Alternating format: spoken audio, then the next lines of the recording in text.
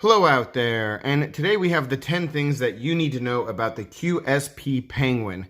And we're going to get right into it with number one, which is a sort of standard shape. And this is a knife that when I first saw it, it appealed to me in that all of the things that are there are generally attractive to me, but nothing about it in terms of the lines of the knife jumped out. I did like just the idea of the fact that it is a little bit larger than, say, a mini grip. So it really was in my wheelhouse in terms of EDC size. As you can see with this just being like right around 3 inches of a cutting edge, a little bit longer than the mini grip. So just slightly better fit in the hand, which we'll get into in a bit. But when it came to the shape, I don't know, it just seemed like another knife. And then there was this one thing though that jumped out at me that made me decide that I had to get this knife. It was on the must list, and that brings us to number two, perfect scales. That's it, perfect scales. It's about as much as I can really say about them. I mean, I'm going to keep talking about them, but there you have it. I mean, these scales are perfect. They do so much for this knife. They are, for me, the only driving point behind the knife. All the other stuff, as long as it doesn't suck, is going to be is going to be good enough to get by, because the scales are the selling point.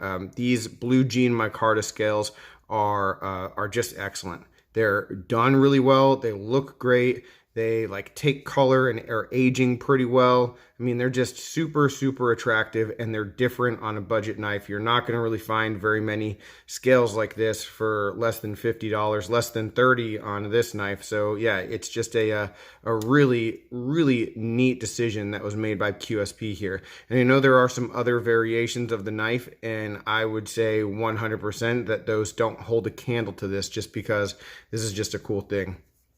All right, the scales feel fantastic. They're grippy. They're not slick. They're not finished badly. I mean, everything about them screams like something far beyond a budget knife.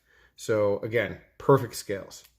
All right, moving on to number three, Puddles in the finish. And I know that's a weird thing to call this one, but there is just something very odd about the way that the finish looks on this D2 steel. And I'm going to have to like sort of change the lighting for a second. Let me see if I can actually get this in focus and let you be able to see it here. And actually you can. Look at where the light is hitting the blade. See all those lines? It looks sort of like rainwater, like puddles. It almost has like a Damascus-y kind of shape to it. But it's just inconsistent. And I'll insert some other pictures and stuff so you can get a better idea of it. But it's just a weird... Oh, there you go. You can see it right there too. Just weird looking finish. And I mean, it's supposed to be satin, and I'm not sure exactly why the blade looks like that. I don't know if it's a blemish or if it's just something that happened in some sort of process that I'm not aware of.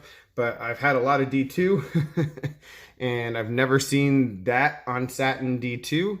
And, you know, I have some other QSPs that I've tried out with satin finishes, and they don't look like that. So, yeah, I'm not really sure why that is the way that it is, but if you get one, you might notice something similar, right? Moving on to number four, Jimping ain't easy. And yeah, there's jimping on this knife, which for a budget knife is always a good thing. It's not the best jimping, but yeah, I think we just have to count our blessings and be happy that there's some here. If we take a look at the amount of it, it is pretty darn good. It's pretty darn good at them jimps. We got a lot of them jimps. Problem is, it's just sort of underneath the top of the scales there. So yeah, it is set below the scales a little bit. So this stuff right here, you're not really going to get very good traction from. It's not very high traction jimping anyway. So this stuff here though, you know, it's usable, it's good, it's better than not having anything. And so yeah, jimping ain't easy, like the Godfather almost would have said. but at least we have it. And to really add to the ergonomics though, and to really make anything as far as issue-wise with the jimping go away, we get into number five. Everything is soft. Everything on this knife, every transition, every corner is soft. This knife in hand is super comfortable because of that fact. Because we have the soft scale, sure, but then all of the transitions with the finishing, the corners, everything that was done here, it's all just done very, very well. And even up top here, you know, when we're talking about, you know, the spine of the blade, there's a little bit of chamfering here so that we don't have a 100% 90-degree edge here. So that's not even sharp. So everything is just, yeah, very well finished along the edges. No hot spots that I was able to see. So yeah, just a very nicely finished knife overall. Getting into number 6, Lockup Redemption. And I call this Lockup Redemption because in the past with my QSPs, I've had some problems.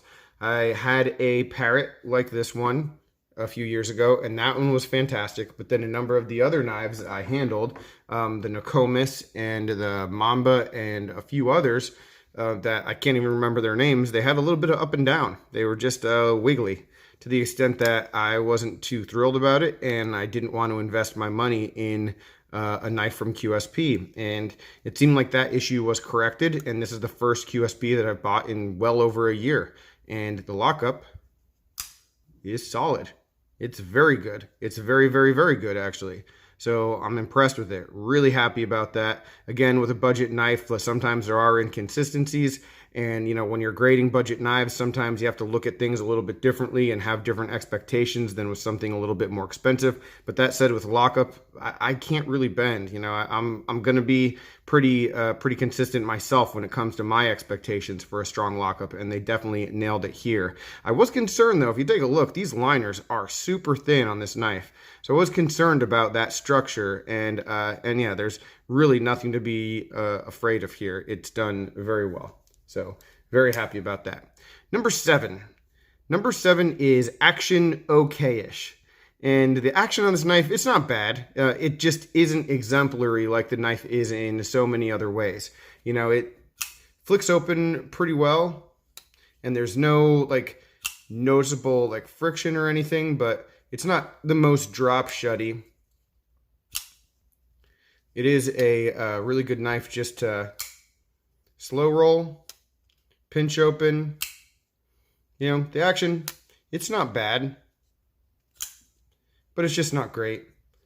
You can see that we're on bronze phosphor washers here, and yep, they're good. I've lubricated, taken it apart, done all that stuff, gotten it as good as I could get it, and it's not going to be like the most amazing action, which I think on budget knives, a lot of times we just tend to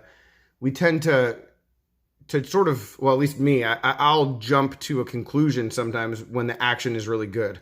Like if the action is really good and super smooth and that's dialed in and the detent's excellent, then, you know, then all of a sudden it becomes like an awesome knife right off the bat. And then you sort of continue to grade from there. With this one, it just really doesn't have that. It's not terrible, but it's not like something that's going to blow you away. So if you're a fidget person, it might not be the best knife for that. But as far as EDC goes, if you don't really care about that kind of stuff, it's just fine.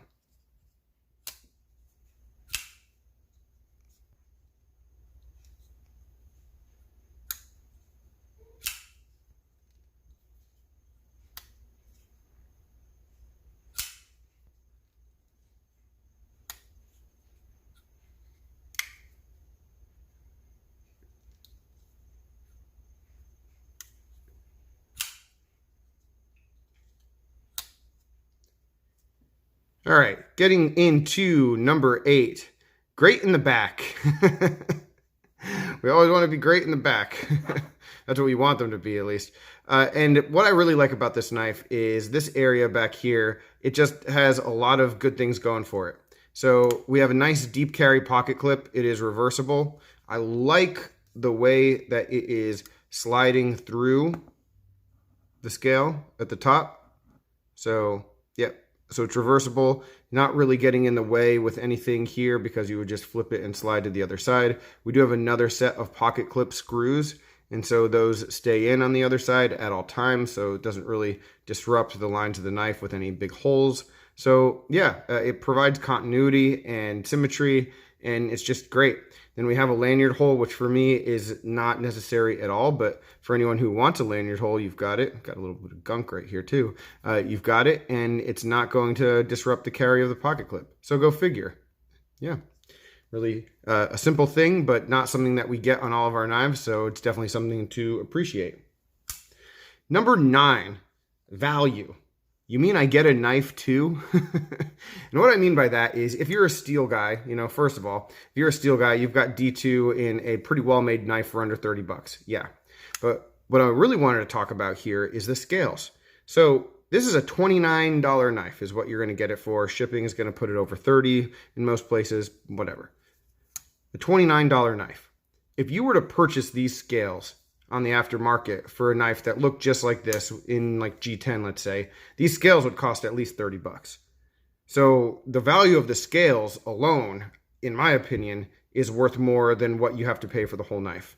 So yeah, you mean you get a knife too? That's really how I feel about it, because I have about a dozen knives that I would love to have scales like this for, and I would gladly pay $30. For this set of scales on a number of like my other knives, like a Benchmade Mini Griptilian or, a number of things. So yeah, I think the scales themselves that sell the knife and then all the other stuff that you get with it is definitely just icing on the cake. So is this a high value knife? Absolutely. Absolutely it is. Overall recommendation.